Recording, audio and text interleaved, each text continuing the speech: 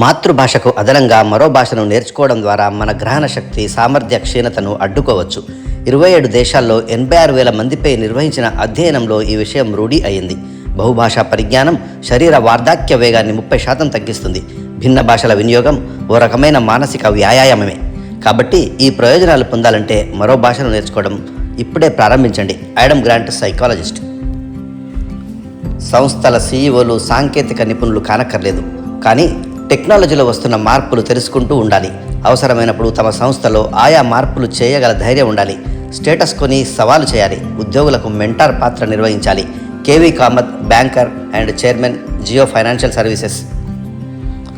కుంగుబాటుకు దారితీసే కారణాల్లో కొన్ని: వ్యాయామం చేయకపోవడం, విచ్చలవిడిగా ఖర్చు పెట్టడం, అతిగా తినడం, లక్ష్యరహితంగా జీవిస్తుండడం. ఈ అంశాల్లో మార్పులకు ప్రయత్నిస్తే మీ జీవితంలో కొత్తదనం వస్తుందనడంలో సందేహం లేదు. మార్ట్ గ్రే, వ్యాపారవేత్త. నిద్రపోవడానికి 3 గంటల ముందు తినడం ఆపేస్తే రాత్రి వేళ కడుపులో ఆమ్లాలు ఎగతనడం తగ్గుతుంది. రాత్రి భోజనం తర్వాత కొద్ది సమయం నడకతో పేగుల కదలికలు మెరుగవుతాయి. పంచదార, కెఫిన్, నికోటిన్ను దూరం పెడితే జీర్ణ రసాల ఉత్పత్తి పెరిగి అజీర్ణ సమస్యలు తలెత్తవు. తగినన్ని నీళ్లు తాగుతుంటే జీర్ణ వ్యవస్థ సజావుగా సాగుతుంది. తగినంత నిద్రతో ఒత్తిడి నుంచి బయటపడవచ్చు. శుద్ధి చేసిన నూనెల వినియోగాన్ని పక్కన పెడితే శరీరంలో వాపు ప్రక్రియ దూరమవుతుంది. శ్రద్ధే కతియార్. శరీరానికి అత్యంత ఆవశ్యకమైన 9 రకాల అమినో యాసిడ్లు మునగాకులో ఉంటాయని మీకు తెలుసా? అంతేకాకుండా ఏ, సి, ఈ విటమిన్లు కూడా ఉంటాయి.